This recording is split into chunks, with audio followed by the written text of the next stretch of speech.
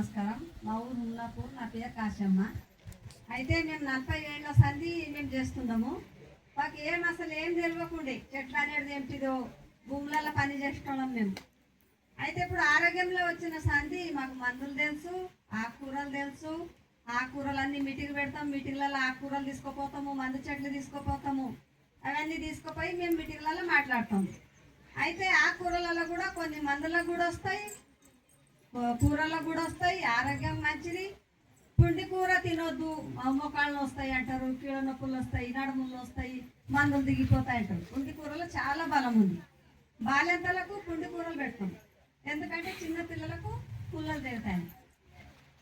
తప్పకుండా పుండి కూర పెడతాం. 4 రోజులు 5 రోజుల పుండి కూర పెడతాం. పుండి కూర తినాలి. దొగ్గల కూర, మరి చిక్కుడుకాయతోని కూడా చాలా రకాలు ఉంది. వంకాయ తినొద్దంటారు, వంకాయ కూడా తినాలి.